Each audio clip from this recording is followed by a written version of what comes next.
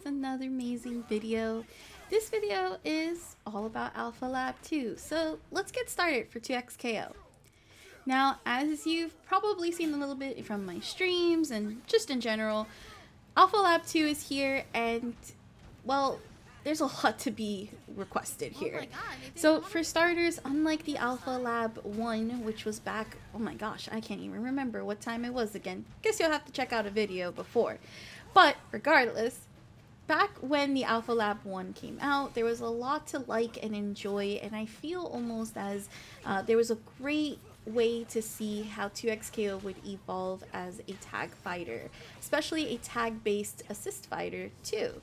Now, with Alpha Lab 2, a lot of changes have happened, and there might be a video in the future where we will cover all the changes, but I think the biggest highlight is, and what we're going to cover in this video, is the changes to Super, adding tech and different defense options, the changes in defense, and, well, is this game ready for launch?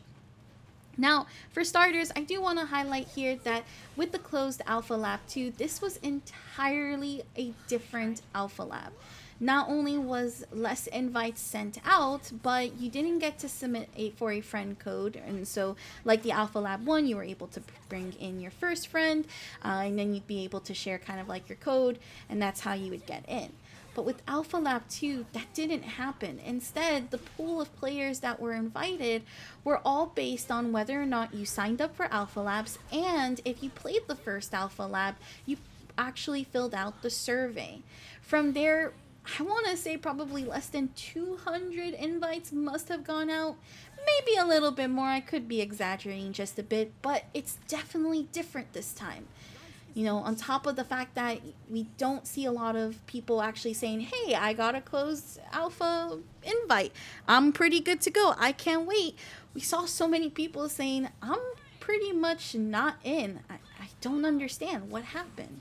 Now, there's a couple of things to this, and I think partly it is because after you watch the 1-hour video of 2XKO's dev team not only digesting on what they're talking about with Jinx and introducing her as a character, but also just in general their plans, I think what we're seeing here is that this is going to be, or rather, this is a new version of 2XKO entirely.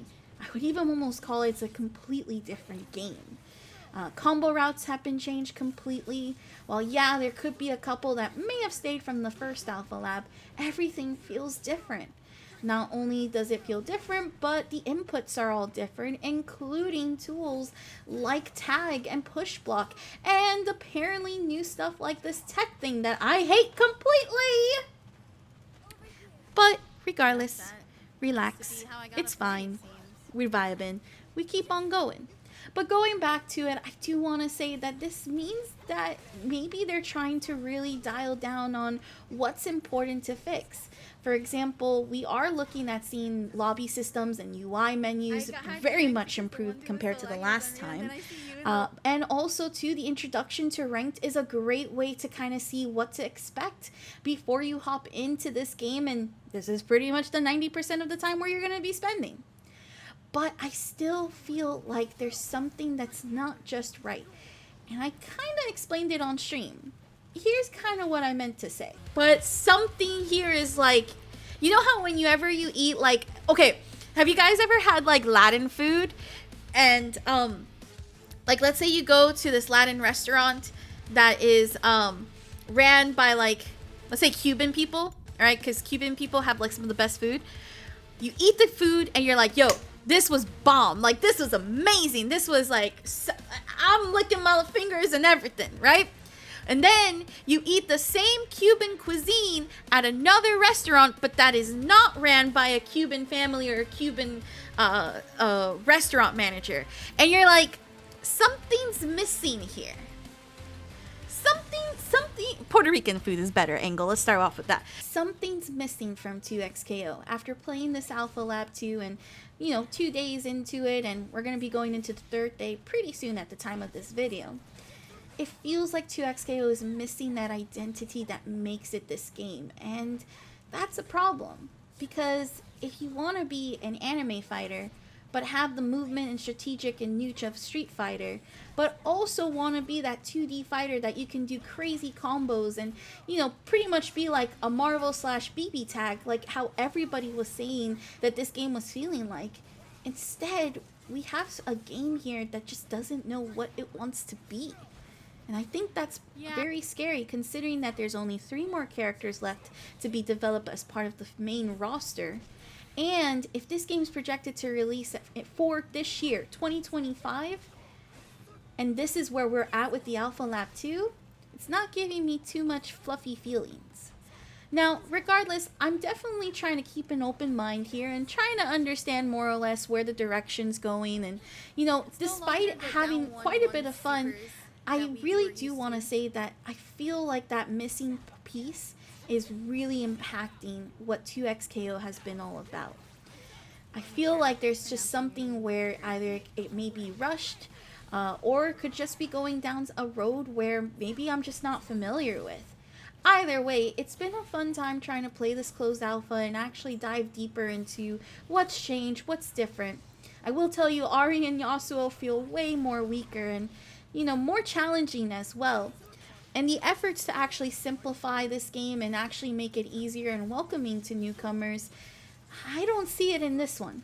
I did kind of see it in Alpha Lab 1, however, I don't see it at all this time. I feel like some of my biggest gripes, and you can find my earlier review before, but some of my biggest gripes that I feel about Alpha Lab 2 is that if it was already complicated explaining how this game works to a newbie in Alpha Lab 1, Alpha Lab 2 doesn't help that whatsoever.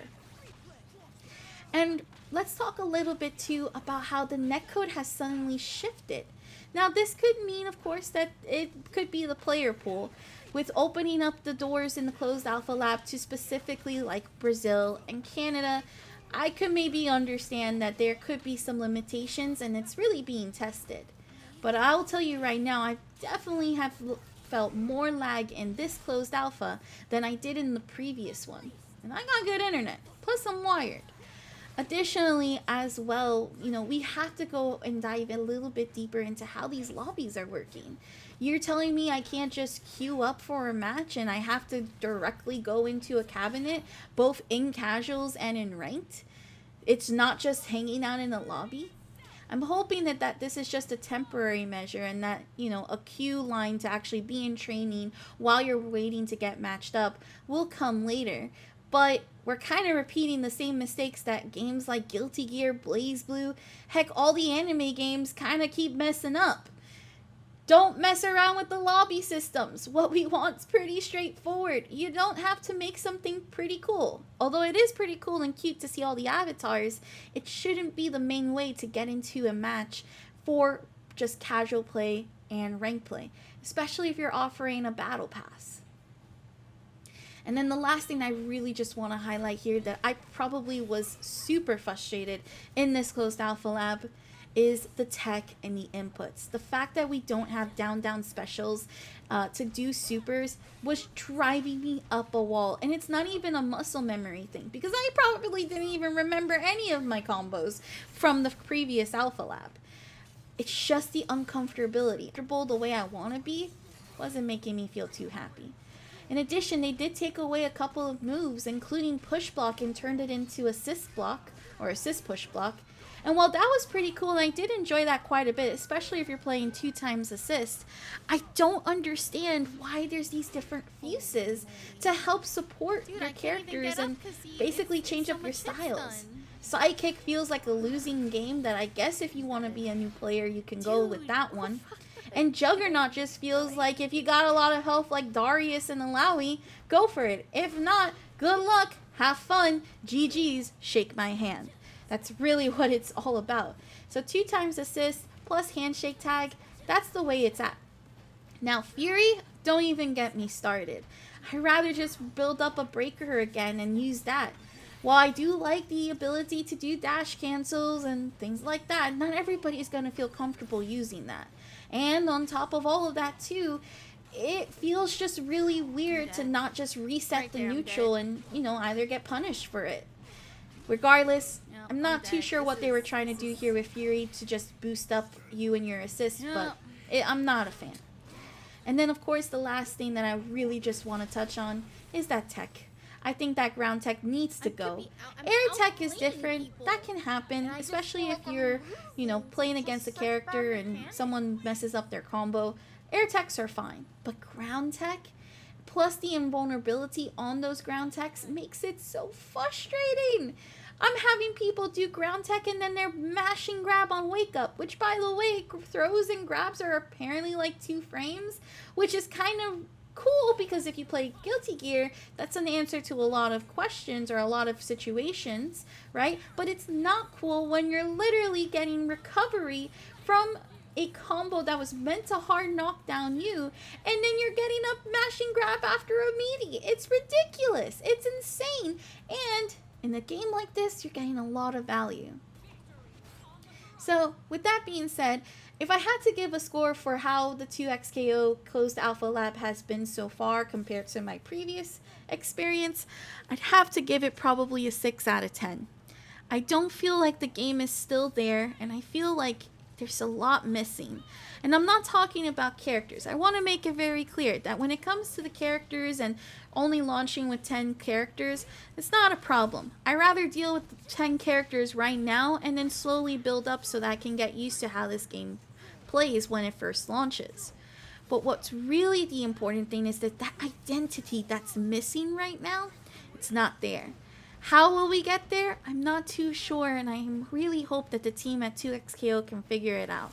They've done a really great job so far in presentation and the looks, the feel of the characters, the skins. Even grinding the battle pass is something that I feel was pretty fun to do.